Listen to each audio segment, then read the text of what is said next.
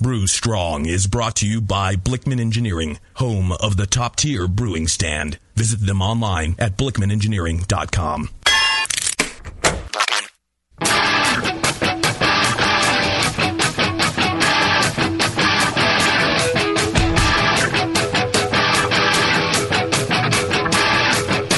Brewers, it's time for the beer radio you've been looking for. This is the show that dispels myths, tackles the toughest topics, and makes no apologies for geeking out on beer. Hosted by two guys that drink before they think, Jamil Zainashev and John Palmer. This is Brew Strong.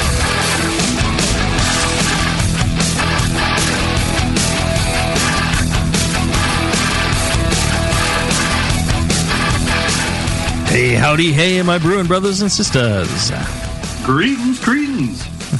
Hey, I really want to apologize to everybody for geeking out on beer, but I'm not going to. You drinking? Oh, just a little bit. Palmer's in the Bat Cave this episode. Yes. Our apologies, but it's not possible for Palmer to jet up here this week. Not this time. But you'll probably be with us when we do the. You'll definitely be with us when we do the Blickman Engineering giveaway of brewing with Kevin Drake out in Kings Beach, California. That's right. Brew with him on his top tier system, or he's going to come to my place. I don't know yet, but we'll all be there. It's going to be a lot of fun, eh? I'm looking forward to it. That'll be a blast. Right. Yeah, whether it's at your place or up at Tahoe there, that'd be cool. Yeah, Tahoe would be great. We're going to have an awesome time. And, great thanks to Blickman Engineering. John Blickman. Making this possible. He's been a real peach. Yeah. Supporting us and the show and the Brewing Network and all our listeners. So I had a lot of fun. If you get a chance, check him out. He's a sponsor of this show. He sponsors Brew Strong. He pays for the show, so you don't have to. So go check out blickmanengineering.com. That's Blickman with 2 N's. And check it out there and see what they've got to offer. They've got a lot of very innovative, I would say.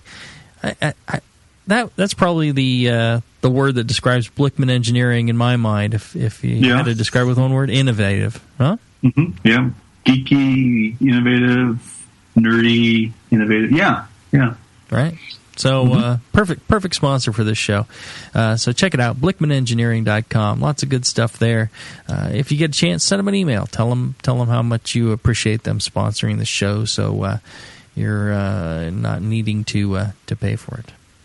On other news, on the book front, this yeast book that Homeboy and Dogmeat have done, it's given us quite the bit of street cred here. Yeah, I would think so. I mean, it's a great book. Yeah. I really enjoyed reading it. Well, we've been asked to speak at an MBAA meeting on yeast, and then CBC, doing both of those. Cool. Yeah. So I'm quite pleased. I'm quite a little bit worried. Speaking to such crowds of people, but that's all right. Don't worry, I can hold up cue cards for you from the audience. CBC. There you go. Well, and speaking of books, I would say that your How to Brew book has really become the book for learning how to brew. I think as much as I love Charlie P. I will always love Charlie P. Definitely, me too. It's really the father of so much of this stuff that has happened and made our industry possible. Mm-hmm. And his great brewing books and his Have a Homebrew, Don't Worry, and all that stuff. Yeah, I think you've really become the new Charlie P. Your book How to Brew is really, if you look at all the rankings and stuff, and the number of people that are learning to brew with your book. Yeah, it seems like it, doesn't it? It's very humbling and very gratifying. Yeah. Well, you did an excellent job with that. And it's the 3rd edition. You've tweaked everything, and you getting ready for a 4th edition anytime?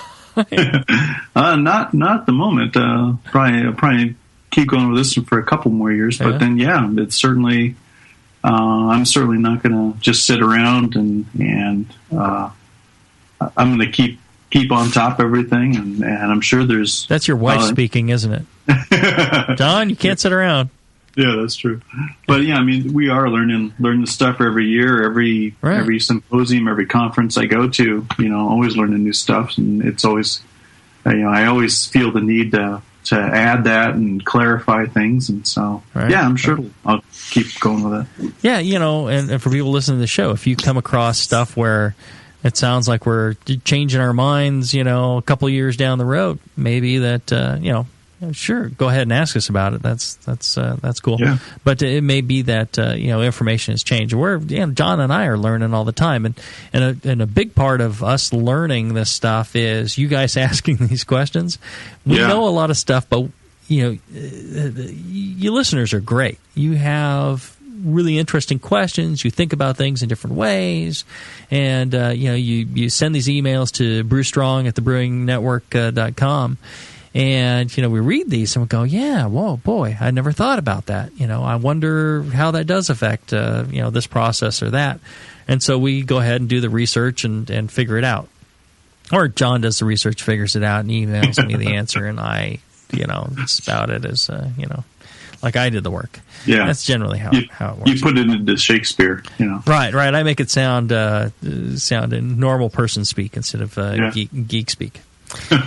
But no, so I don't know where I'm going with this, but I really enjoy doing this show with you, John, and I enjoy our sponsors, and I even enjoy being here in the Rat Pad with Justin, and it's just a lot of fun.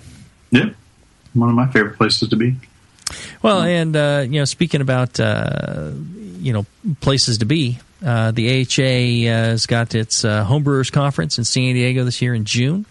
If you haven't signed up for it yet, get yourself to homebrewersassociation.org, I believe is his website, and sign up for the conference. If you're not an AHA member, go to thebrewingnetwork.com and get your AHA membership. You click on that link there, it takes you to the AHA website, and you can sign up for your membership there. And a little portion goes to the Brewing Network, and it helps out two great organizations, the Brewing Network and the AHA. And then, because if you buy your conference pass without a membership, they tack on the price of a membership anyway. So you might as well go ahead and get your membership through the Brewing Network. And John and I, and for that matter, all the Brewing Network crew will be down there at the AHA conference in San Diego. It's going to be the best AHA conference there ever has been. I mean, I just know my San Diego brothers and sisters are going to put on just a fantastic show. So sign up, get out there. It's going to sell out, and it's going to sell out quickly. So if you haven't signed up yet, by the time you're hearing this, you better get on the ball and get signed up for it, because it's going to be the biggest one ever, and it's going to sell out probably faster than any of them. So get on the ball and get that. All right.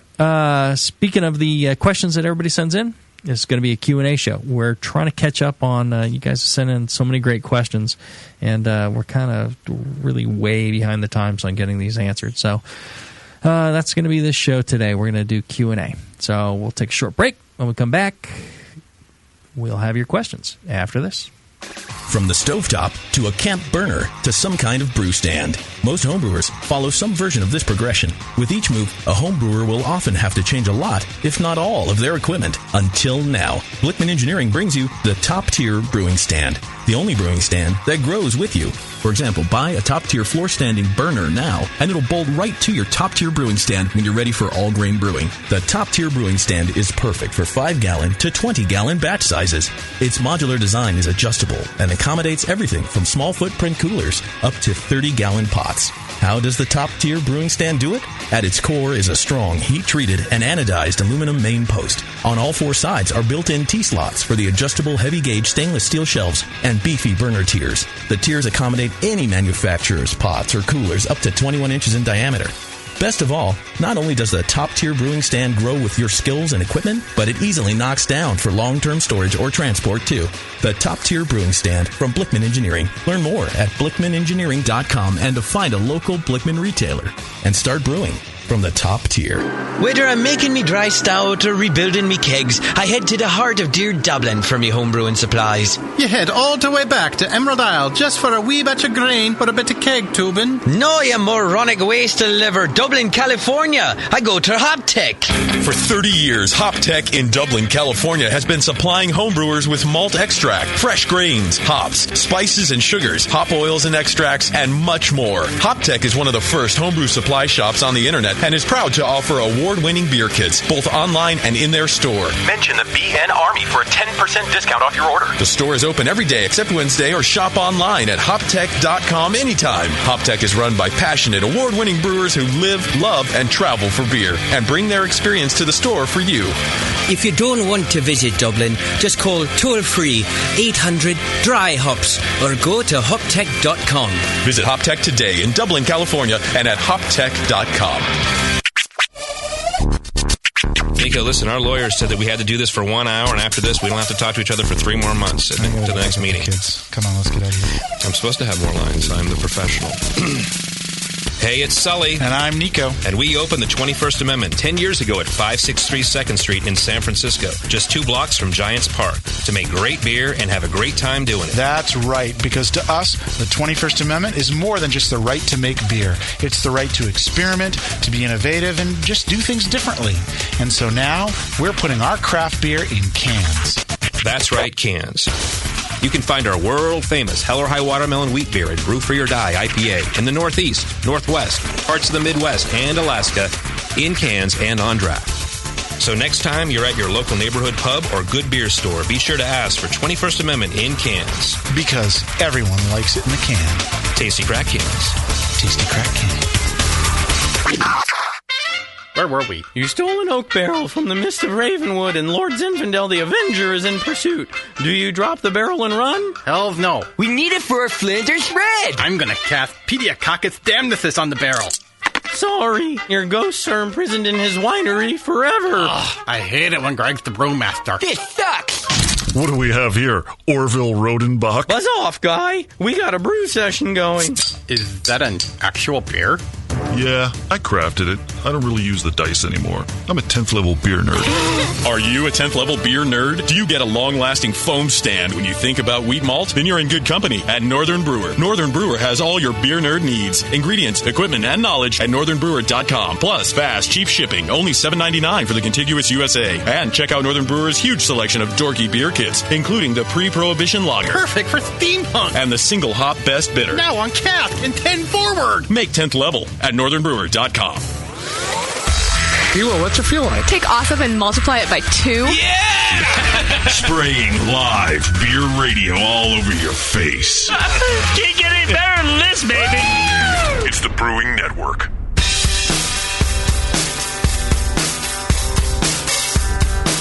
Back to your hosts, Jamil Zainasheff and John Palmer. Putting the testicles in technical. This is Brew Strong.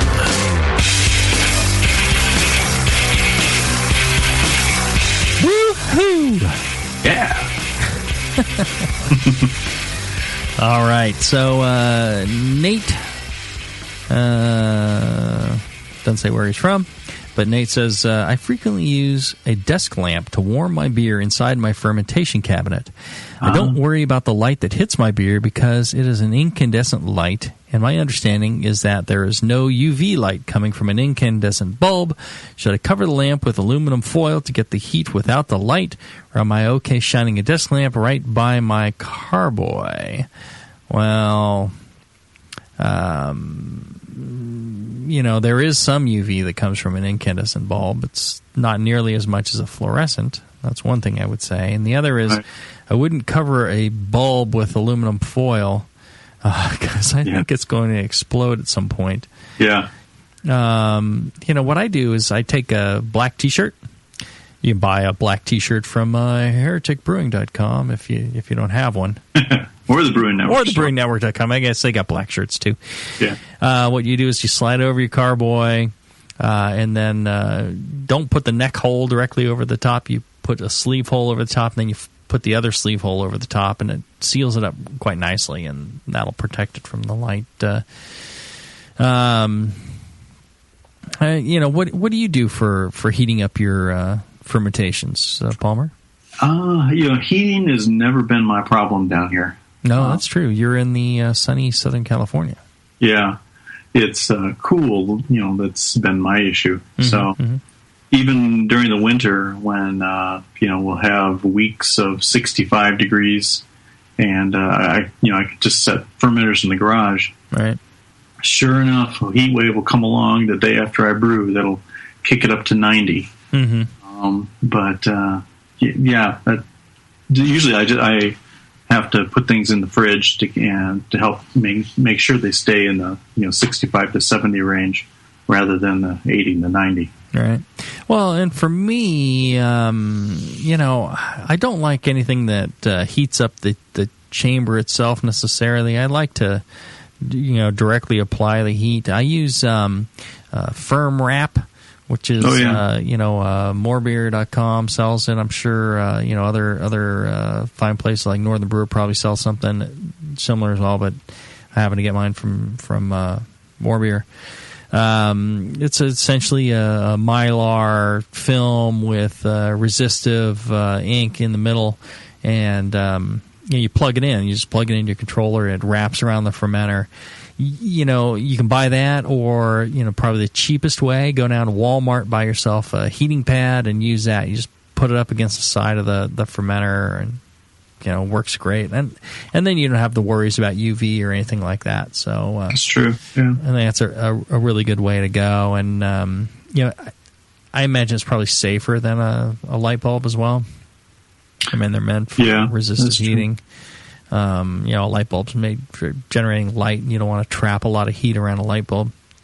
And Nate also says, this is to you, John. Greetings, John, from a fellow Midlander. I loved it when I saw the Tittabawassee Brown in your first book. I never brewed it, though, because I don't think I could drink a beer named after that river. Well, it was nice and brown. But the river or the beer? The river. Or both, huh? Yeah. Lots of natural tannins in the water. And some unnatural ones, too. Oh, yeah. Well, and, there's something to be said for being naturally brown. Absolutely. All right. Vincent says, hi, I'm listening to the Brew Strong podcast on repitching yeast. There's your pro right there. It is said that repitching from high-gravity beer is not a real good idea because high alcohol kills a lot of the yeast. I was thinking if you top crop the yeast while the beer is in high Kreuzen, the alcohol contents of the beer is probably in a much more comfortable range. That is not really new. Most Belgian brewery do this, but the process seems harder than normal yeast slurry collection. So I'd like to hear more about top cropping procedure, when, why, how to do it. Thanks, Vincent. There's this book by Homeboy and Dog Meat, Yeast, and it talks about top cropping, when to do it, and all that. And I think, that might be a good idea for a full show.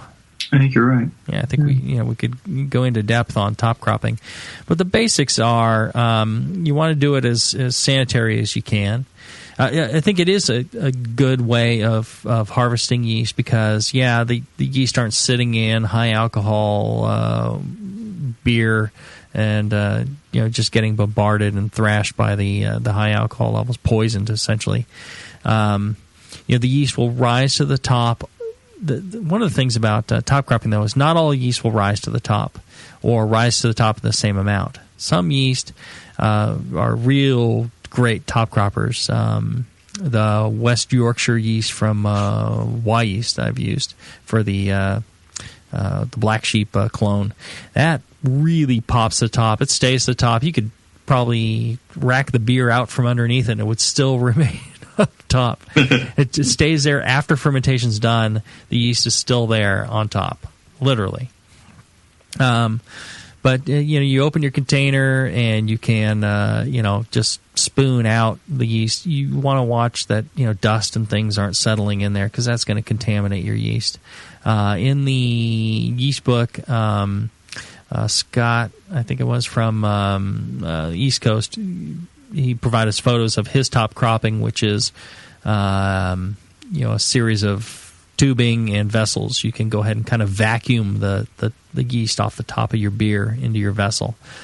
And you'll top crop after about 48 hours is about when you top crop. If you want to do multiple crops, or one of the things is that first crop tends to carry a lot of protein and other trube with it. You might want to skim that very top layer off and then crop from underneath that. Or you can actually, crop that first, and then some yeast will produce a second crop. So there's, it depends on the strain. It depends on, experience. But generally, it's a great way to go as far as harvesting yeast. If you can do it nice and cleanly, I think it's, a fine way to go. All right, let's see here. Next question. We're just hammering right through. Stevens from Seattle, Washington. And you always want to put your location on there, so because I don't want to give out your last names just in case you want to remain anonymous. Let people know you're listening to such heathens here. Mm-hmm. So Stephen from Seattle, Washington, he says, hi there, question for John. In the metals show, you talked about reactions that can occur between dissimilar metals in an acid solution causing corrosion and or oxidation. I have a 10-gallon aluminum pot that I would like to augment with a racking spigot and maybe a thermometer. How quickly will those reactions become a problem if I use weldless stainless steel fittings on my aluminum pot? Can I just make sure I clean the fittings each batch, or will it affect even a single batch? Thanks, Stephen. Okay, well, this is a good question. It's not going to react very much in this case because aluminum is the more reactive metal of the two. Stainless steel is the least reactive, followed by copper, followed by other different. A couple other metals. You didn't mix titanium in there. Yeah, well, titanium would be even more passive than stainless. Yeah. But I have a titanium brew pot, don't you? No. Just kidding. Sorry. But the stainless is going to be the least reactive. So when you have a very large active metal area, the aluminum brew pot, and a relatively smaller passive metal area, the stainless, what that does is it distributes the corrosion or load or potential, very widely. So you end up with very minimal corrosion, galvanic corrosion as a result of that metal pairing. Whereas if you spun it around and you had a large stainless steel pot with a small aluminum spigot, yeah, that aluminum spigot would corrode quickly. Wow. Because it's just the difference in potential. Huh. So it's electrons traveling from one to the other, or right. Huh. Well, and I think a lot of these weldless, they have a O-ring or some sort of gasketing that kind of separates it from the metal. If it wasn't touching, then there'd be no problem. I think, if you have moisture bridging that gap, then it becomes even, that enhances it even more. And then, like you're saying, depending on if you were to put a brass fitting on a stainless steel pot, that would be more of an issue, right? Yeah. But because brass and copper are closer to stainless in terms of galvanic potential than the aluminum is, aluminum's farther away. The reaction, the corrosion rate is pretty low. Even though you've got the large stainless area and the small brass area, because the two potentials are closer together, again, you have a low overall reaction rate taking place. So I used brass fittings for years and never had any problems. Copper and brass also have the advantage of that they polarize. The outside surface develops a passive layer that is very similar to the stainless steel in terms of potential after a few batches. And so it kind of, initially it may react, but then with time it stops reacting. And likewise the aluminum pot, after a few uses, it's gotten nice and passive. You put a stainless steel kind of oxidizes, right? Right. And you put a stainless steel spigot on there, or thermal well or something, and there's not going to be any corrosion to speak of. So let's say if I had a new aluminum pot and I wanted to put a weldless spigot on there, and I go ahead and drill a hole. Right. Obviously I'm exposing some fresh aluminum there. Would it be advantageous to just let that sit for, a couple of weeks, build up a passivated, oxidized layer or something, or does that or take longer than that, or is there some way to kind of, pickle this pot so I have less of an issue, or just don't worry about it? Well, the best thing you could do would be to heat it up. Throw it in the oven, 350 degrees for an hour or so, and that will encourage passive oxides to form. Yeah, speeds up the oxidation reaction. Yeah. I mean, as soon as you expose any bright metal surface to air, it oxidizes. In the case of stainless, it does 95% passivation instantly.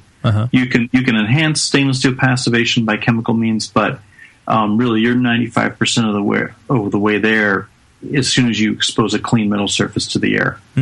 So that's why I always advocate the stainless steel kitchen cleansers for cleaning stainless. But in the case of aluminum, while that oxidizes, it is a pretty thin oxide that can be breached easily because the aluminum's soft and so on by acidic foods. You never want to make tomato sauce in an aluminum pot, unless it's a Calphalon where it's got that black anodize on it. It'll etch right through. Especially if you leave it sitting there. Or even water sitting in an aluminum pot, you'll end up with a line right there at the top. No time at all. Yeah. But if you take the step to throw it in the oven at 350 or hotter for an hour or so, that will encourage the oxide layer to form and thicken it, and it'll make that pot less reactive. Also, then subsequent boils, or when you use the pot for brewing, don't scrub it bright and shiny. Let it stay dull. Get the surface soil off. But let that aluminum stay nice and dull. It's more passive that way, and you won't have any flavor issues. Very good. All right. Yeah, that's a good question, Stephen. Yeah. Thanks for sending it in at brewstrong@thebrewingnetwork.com. We will try and get to every single question that was sent in. It's tricky because there's a lot of them, but we want to make sure we're addressing those for you guys. All right, let's take a short break, and when we come back, we'll get to more of your questions right after this. Since 1921, Muntons has been a provider of quality malted grain and extract. What did he just say? What did he say? That's 90 years of locally sourced grain for homebrewers and professional brewers alike. All farmed within 50 miles of our malt houses. What? I can't understand what this is. The last part. Whole and crushed malts, including wheat and peated malt, liquid extract, hopped and unhopped, as well as dried malt extract. Everything from beginner homebrewer kits to all the ingredients an advanced homebrewer needs. Something about trains? What language does this guy speak? He's from Austria. Muntons is proudly serving brewers in 54 countries and honoured to be a leader in malting. Can you understand this guy? No. That's a really weird language.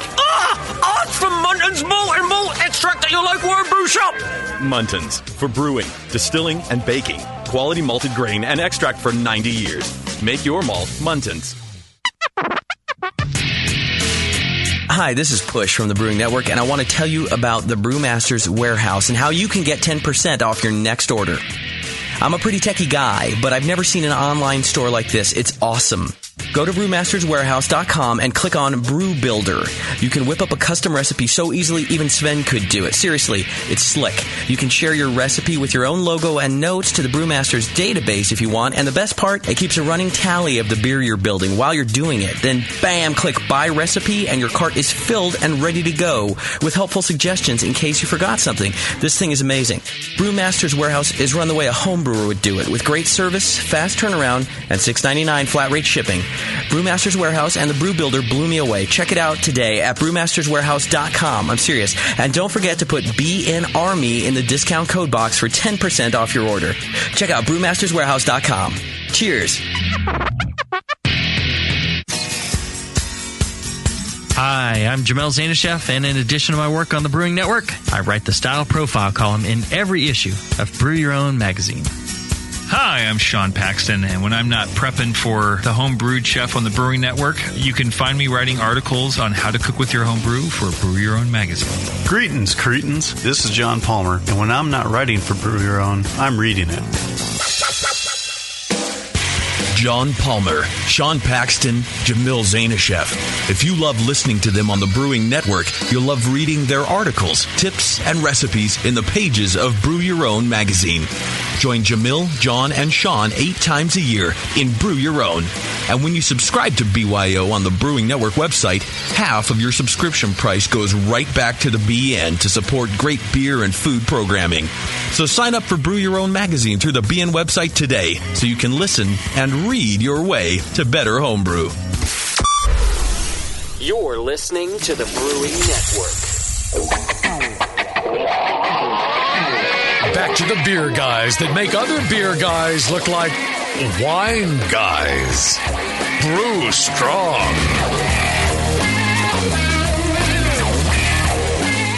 All right, back to Brew Strong and your Q&A and all your questions. And, one of the questions commonly about brewing is spice additions. And one of the things you can do to spice up your love life, I guess, is take yourself over to adamandeve.com. They have all sorts of adventurous, interesting things, depending on what your preference is. They got it. So go to adamandeve.com. For a limited time, you can get 50% off just about any item. And when you select your item, you're also going to get three free adult DVDs for inspiration, plus free extra gift, very sensual gift that they don't want us to mention it, and free shipping. And you check They're not bottle caps? That's a pretty sensual gift, if you ask me. Yeah. My wife has given me a couple of bottle caps to use. I think that would be awesome. So for that special offer, that 50% off and the three free DVDs, a free extra gift, and free shipping, you're going to use the code Jamil, Jamil, at adamandeve.com. Check it out. They got like 18,000 items there, and pretty interesting. Everybody has sex, or everybody wants to have sex, I would think.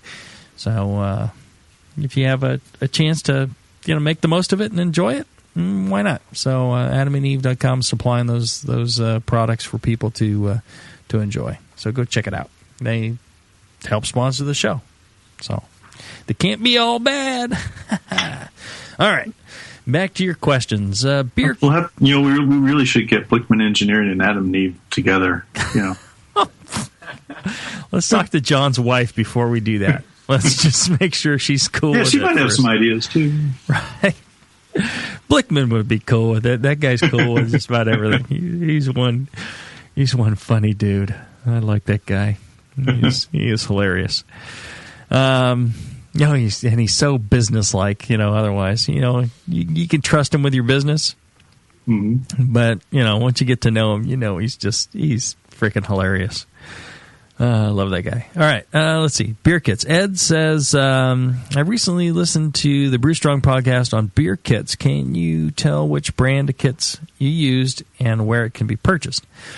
All right.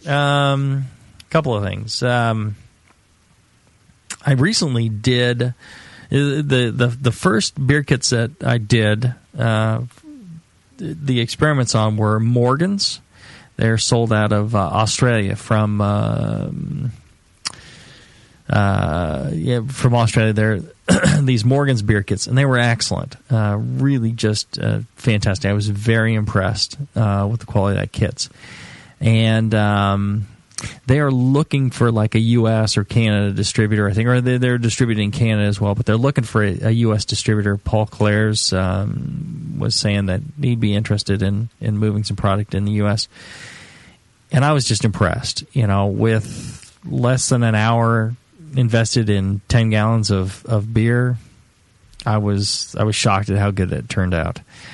Fermentation means so much to the quality of beer. It's an expert brewery producing that extract, and they know how to make great beer. So, the extract's pretty good. It's the extract process, sure, can add some flavors to it, but it's so subtle compared to the quality of fermentation that most people ferment their homebrew at. So, if you can ferment well, you can make a fine beer with these things. We drank that 5 gallons of that Morgan kit with the West Yorkshire yeast from Y Yeast. We chugged that down. Everybody loved that beer. It was fantastic. And recently, my interest in these beer kits has grown. And I met up with the Mr. Beer Kit guys at GABF. I ran across their booth, and I was saying, I started with a Mr. Beer Kit, and the result was crappy. But it wasn't the Mr. Beer Kit's fault. It was my fault. I did not know what I was doing. I poor fermentation. I used chlorinated water. There's a lot of little problems with it, and it was really me. It wasn't the kit. So I asked him to send me some more extract kits, and I would go ahead and try them now that I actually know how to ferment stuff. And so they did. They sent me their American IPA and this, I can't remember the name of the brown ale and a Pilsner. And I fermented those out. And, I thought the results were quite good. I don't think we should be poo-pooing, these pre-hopped extract kits. I don't think it's as good as the best beer I could make, if I'm doing all grain and, doing every effort that I can to make a great beer. But if I, pay the same level of attention to making a beer from one of these kits, you'd be surprised at how well that turns out. And it's It's true. If you're in a hurry, you don't have a lot of time to invest in brewing. You want to spend a lot of your time listening to the Brewing Network and less time brewing. These beer kits from Morgan's, Mr. Beer, I think Munton's, John Bull, I think they all make these kits. Just give it a try. It's you'd be surprised at how quick and easy it is. And again, depends a lot on fermentation, sanitation, things like that. Right. Yeah, I brewed a lot of kit beers several years ago. Brewer's Best, Cooper's, Northwest, different and straight extracts too, and made a lot of great beers from them. Right. So in a lot of cases, I was brewing with a a straight pale malt, unhopped pale malt extract, or a amber malt extract, or a wheat malt extract, and then adding my own hops and so on. Uh-huh. But as you say, it's fermentation. Once you understand how these things should be fermented for best results, you get great results from extract, and it takes a lot less time. Mm-hmm. Well, and these Mr. Beer kits, since one was an IPA, I went ahead and dry hopped it after it was done. There's nothing to stop you from doing something like that and add a lot more character. I know John Preston at Grain and Grape in Melbourne. Right. He actually has wort kits, so they're not extracted down, but they're like a sterile wort, and you can go ahead and pitch those. So he's got a variety of hopping levels and things like that, and that seems like a pretty good thing too. If your fermentation is good, I can't imagine that you can't make a great beer, a really excellent beer from something like that. Right. So give it a try. Again, Morgan's was the first one I did, and then I did the Mr. Beer.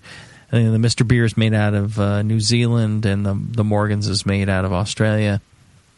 Good stuff. I was pleased, and I'm as geeky as it comes on making beer. Critical beer judge too. So yeah, but if it's done well, if it tastes good, then who cares what the source was? So I was impressed. Let's see. Next question. Marty, Snake Creek Brewery, Sugar Valley, Georgia. I was fermenting a couple lagers last month. I pitched my starter into the wort at about 50, and after a slow start, I had good activity about 10 days or so. I had good activity about... You guys gotta, go back and check your typing on these. 10 days or so. I figured they're pretty close to being done, so I dialed the controller up to about 62 and let them rise in the freezer. When I checked them on a couple of days later, I had activity like crazy, so I let that go for a couple days and dialed the temp back down to 50.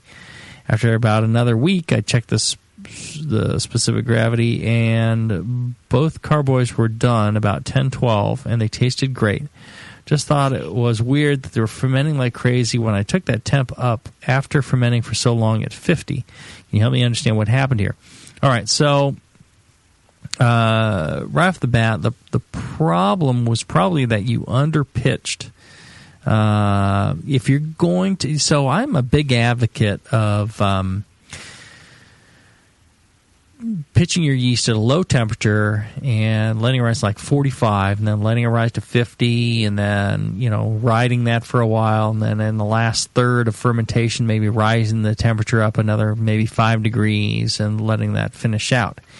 But what that depends on, and the only time you should do that is if you're pitching the proper amount of yeast, and you can't, lie to yourself or, kind of cheat the system and say, well, yeah, it wasn't quite enough starter, but yeah, it's close enough. Or you can't, lie about the viability of the yeast that you have. It needs to be, fully healthy, proper amount, and then that kind of fermentation profile will work for you. Otherwise, what happens is, during that 50-degree stint that you had for 10 days, you're probably, the first, it probably drug out the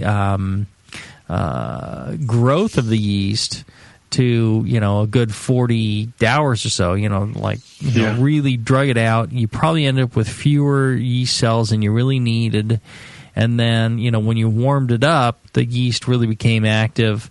Maybe they weren't quite active to start with, and maybe they were lower viability, things like that. And when you got them warm enough, they were able to go ahead and finish out the process. So you need to, since the yeast activity is so much lower at a lower temperature, you need to make sure that, they're healthy, you got the right quantity, all that stuff, and then it'll ferment at 50.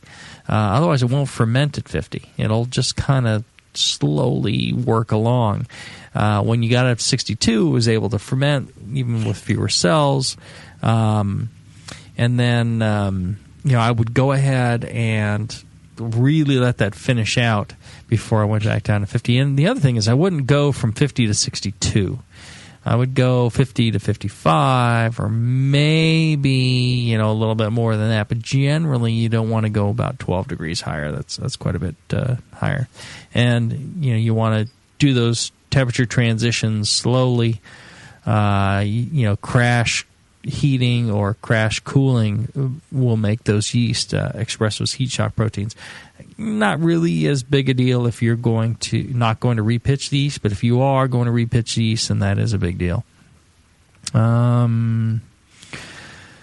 else would you have to say, John? I've kind of. Well, I was going to ask. Okay, so the raising the temperature, heat shock proteins and repitching. Mm-hmm. What flavor effects could someone expect from doing that?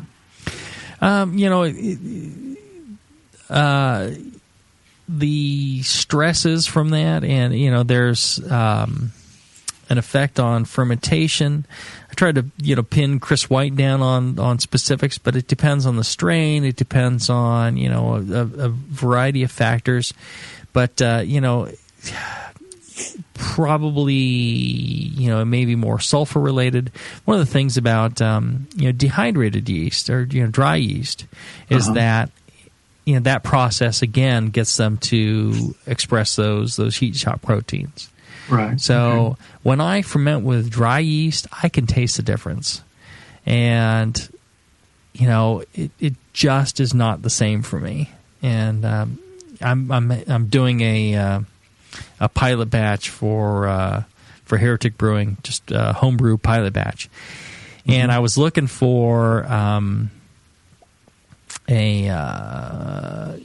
for liquid, Cal Ale, White Labs, or 1056 Y yeast, and the local homebrew shop was out of it, so I went with the US-05.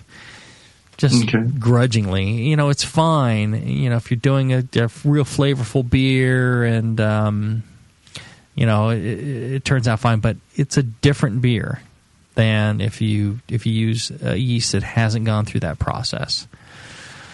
So, anything that stresses yeast tends to make them generate more, sulfur compounds and ketones and esters. So, I think. A lot of times people, they listen to the advice of pitching at a low and cool and, letting that, slowly rise up, but they're not really following through on making sure they have the right yeast to do that, the quantity and vitality. Yeah, and vitality is a big factor there. Yeah, absolutely. Yeah. Yep.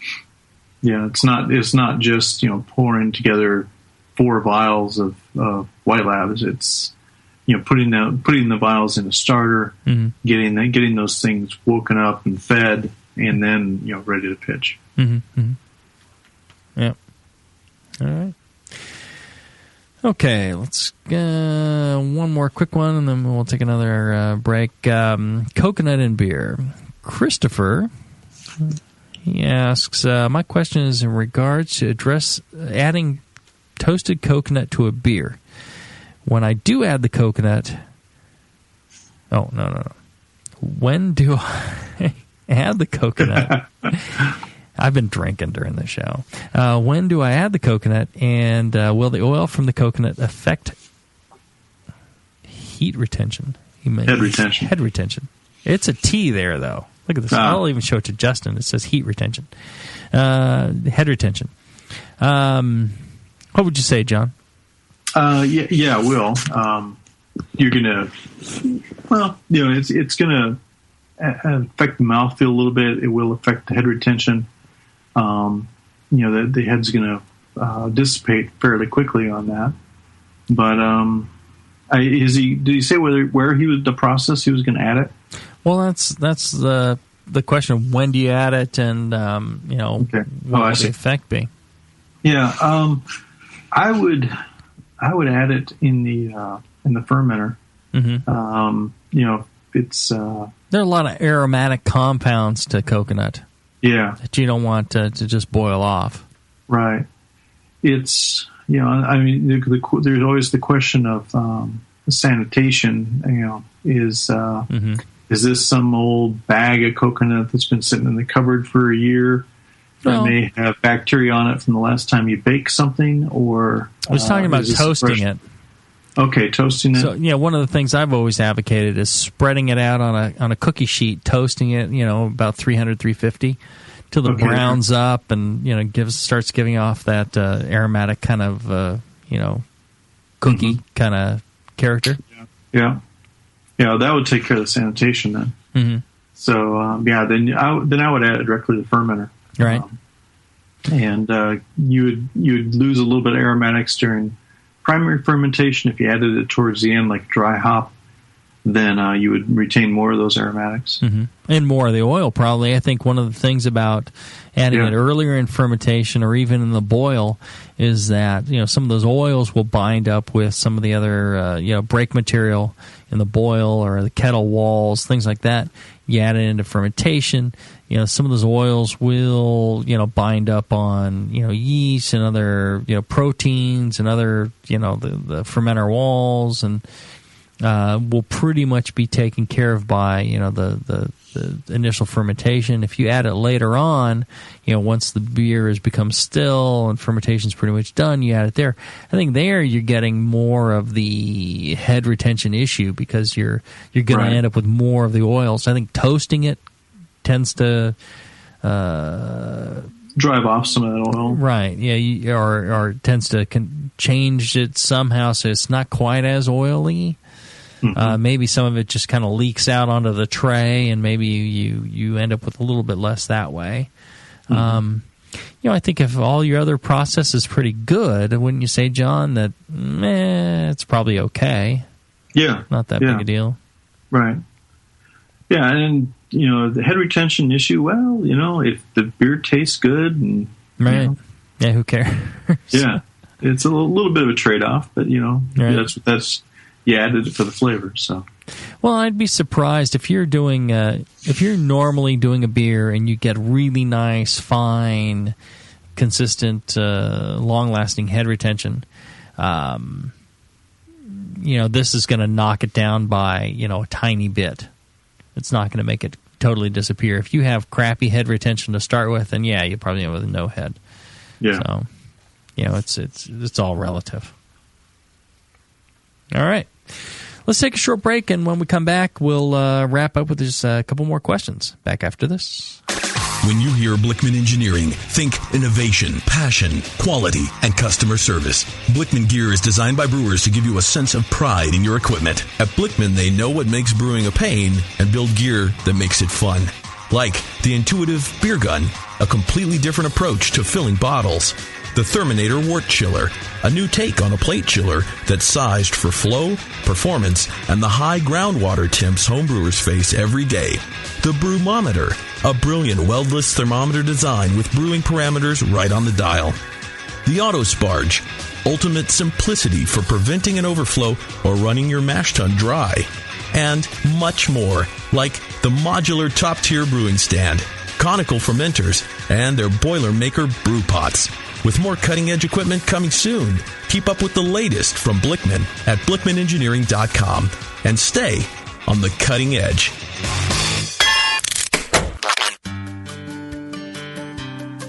Williams Brewing is your online resource for prompt delivery of quality home brewing supplies.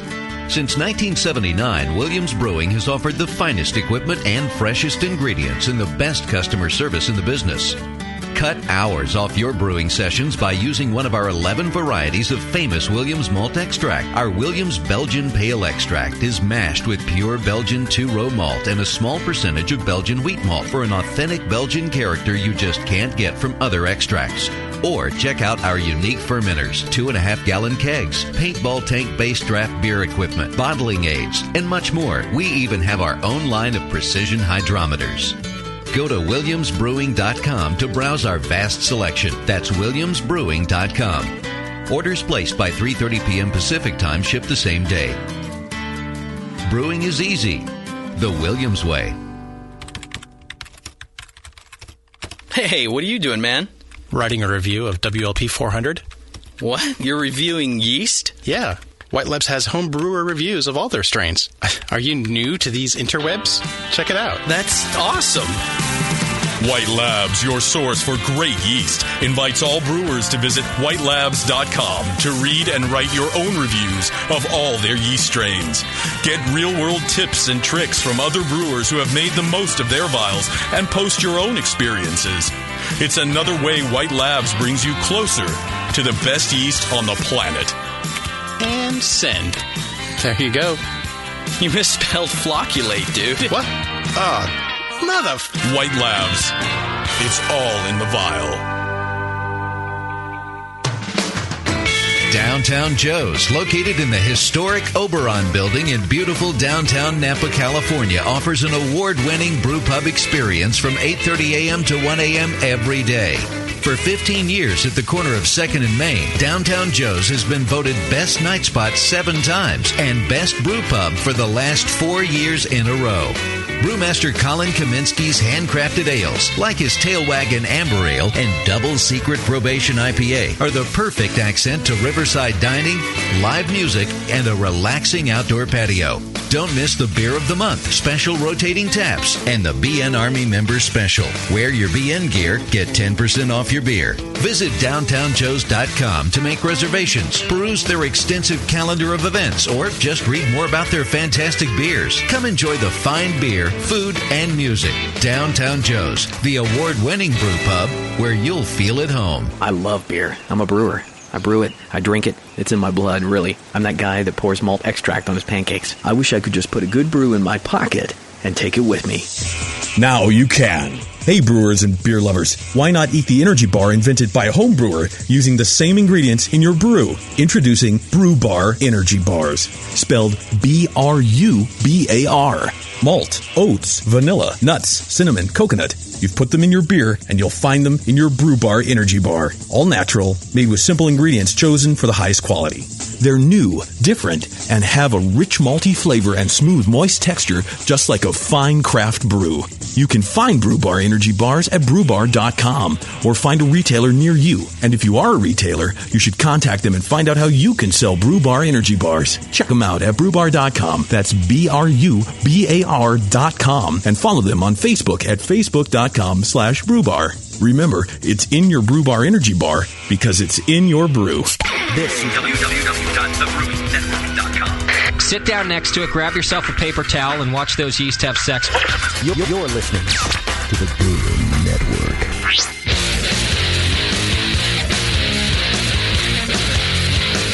Back to the two guys that know how to turn beer into beer.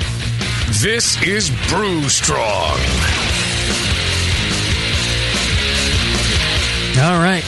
Sitting in the fine studios in Pacheco, California, drinking beer, talking beer. Beautiful sunny day up there. Hanging with my buds. Yes, it is a beautiful, cloudy, sunny Yeah, it's a little bit of both. day. Palmer is in the Bat Cave in Southern California, unfortunately, this time. Yeah. But, that's the way it goes every once in a while. That's all right. I can't always have fun. Yeah, that's right. Just ask your wife. That's right. She'll back us up on that fact right there. That's right. Factoid. But you're going to be up. You're going to come up and do the Blickman Engineering giveaway with Kevin, and we're going to have a blast. And we're going to. You're also going to be at CBC. I will be at CBC. San Francisco. Cool. When are you coming up? Wednesday evening. All right. Yeah, we'll be there Tuesday through Sunday. Okay. So. Yeah, I thought I'd be coming up earlier Wednesday, but my son has a band concert thing we gotta get him to. So. Well, that's most important. Yep. What airport are you flying into? San Francisco or Oakland or? Yeah, San Francisco. All right. Trying to think if I have my tickets yet. I don't think I do. I thought about driving up initially. Oh, yeah. All right. Well, let us know. Okay. We'll hang. Yes, definitely. Yeah. Should be an excellent time. All right. So let's finish up this show. We got a couple of questions. One of the things about the Brewing Network, there's a lot of podcast material out there, but the Brewing Network is done live. You're listening to the show. You can actually listen to it live. You can participate in the show, and that's what makes it great. You actually can be part of this. So you go to thebrewingnetwork.com when we're doing these shows, and there is the listen live, and there's also the chat now, and you can actually be part of the show. You click on that button. There's no password or anything. You just enter in whatever name you want. And you can converse with for this show. Justin's working the chat there. You can tell him feedback on what you're hearing, questions you have, things like that. So it's one of the values of the Brewing Network. So take advantage of it. Listen to the show live, and you can participate. So I'm sure we got some questions in the chat, Justin. We do. And if I could just also mention, there's lots of different ways to listen. We try to set it up that way so that you, in case something's not working, you can go to another one. I noticed some people talking about the stream was a little funky today. You can always go to justin.tv/Brewing Network and listen over there. You can also download our iPhone app in the store. And I think if you have an Android phone, you can go to our forum and find somebody developed an Android app for us, too. So there's tons of ways to listen. Okay, Alonzo wrote in the chat room today, and he wants to know, is there any truth to the rumor that you can adjust for a high grist-to-water ratio, like 1.6 quarts per pound or higher? Can you adjust for that with a high mash temperature? Absolutely. Okay. What is it you are adjusting for? The favoring of, a thicker mash actually results in it favors longer chain sugar development versus, shorter chain and a more fermentable. Same thing as a higher mash temp. But my understanding is the difference between, let's say, 1 quart a pound to 2 quarts a pound is... there is a difference in fermentability in the sugars that are developed in the mash, but that difference versus 1 degree Fahrenheit or 2 degrees Fahrenheit is it's minuscule compared to a slight temperature difference. Yeah. So if you changed your fermentation temperature 1 degree Fahrenheit or half a degree C, that more than makes up for it. Okay. Yeah. All right. And Mills wrote in, could Jay-Z and John Palmer discuss the flavor differences between Vienna and Munich malts? Yes, we could. All right. So, another show in the books. Right. Well done. What would you say, John, as to what do you feel the flavor differences between Vienna and Munich? Well, to me, Munich has a lot more flavor. It's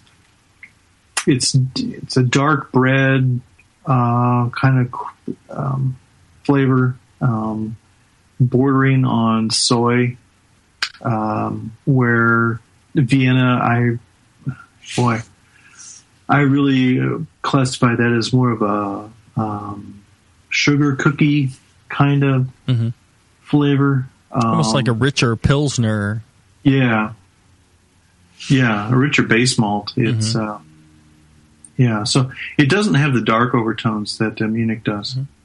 Well, and for me, Munich ranges from like a 6 Lovibond to a 20 Lovibond, variety of Munich. So, when you ask about Munich, it's like, what color, what vendor, what maltster. Are you talking about? Because they range, like John's saying, everything from a really dark, almost burnt bread crust character to something that's like a very, an untoasted bread kind of crust character. In Munich malt, it also has kind of, a richness and a sweetness, I think, that, Vienna tends to be more lighter, toasty, bready, untoasted bread kind of character, a richer, less Pilsner sulfury, kind of, right. So a bready, Vienna I would think of as, if you were to take a slice of like white bread, Sara Lee or Wonder Kids, white bread or Iron Kids, whatever it is, Wonder Bread. And, there's the center part, which is kind of bready, and, the crust is not very dark or overly flavorful. That's kind of along the lines of Vienna. And then if you were to take something like that and put it in the toaster, and lightly toast it, then it's more Munich-y, I think. Although there's like kind of a deeper flavor to the Munich as well. Yeah, it's a little, it's definitely, it's got a little richer sugar, aromatic, dark bread crust kind of flavor. I guess more like a honey wheat toasted bread than a white bread toast. Yeah, it's so difficult to describe flavors because flavors are different for everybody, and how you perceive them and all that. I think it's a good question though, and a valid question. The interesting thing is, you should go ahead and make a couple of beers like that, and I'm trying to think of what is a good example that you would use that in, but you could take some Pilsner base malt and then throw 50% Vienna in, 50 Pilsner, 50 Vienna, and then some basic hopping, and ferment that out, and do the same thing with a 50% Pils, 50% Munich, and use use a like an 8 Lovibond Munich, and then do it again with a 20 Lovibond Munich, and you'd be surprised at how different those three beers are. Yeah, and a lot of similarities, and then a lot of difference. And I think Vienna is very related to Munich. I think again, Vienna is like the lighter end of the Munich, and again, Munich goes through a lot of color variations. So that's going to be your basic difference. Yeah, get a handful at the homebrew shop and chew it up. Compare the flavor that way. Yeah, and that'll give you a real good, better indicator of what the beer differences will be too. Sure. All right. Okay, another good show. We'll come back if you're listening live. Just hang on. We'll have another live Q&A show following this. If you're listening on podcast, it's going to be 2 weeks. So what are you going to do? Podcast or live? I think you should listen live. And I think you should also go and check out Brew Your Own Magazine. Brew Your Own Magazine, you can sign up through the Brewing Network. Go to thebrewingnetwork.com, click on the big BYO logo. Half of that subscription fee goes to the Brewing Network, and that keeps this programming that you enjoy going on and on. So go ahead and sign up for it. That's how I reviewed mine this year. Oh, cool. That's how I do the style profile column every month in Brew Your Own. I'm also doing a blog for them on Heretic Brewing. They talked me into doing a blog, and so it's kind of my process of getting the brewery going. So you check all that. BYO, real interesting. A lot of great stuff available through Brew Your Own Magazine. Lots of recipes, everything. And John, you've written some great columns for them in the past. I assume you'll be writing more for them in the future, huh? I will. Yeah. Yeah. Check it out. Good magazine, good people, lots of good stuff. So Brew Your Own Magazine, BYO.com. And remember, 10, 25, 16, hut. You Brew strong. heretic.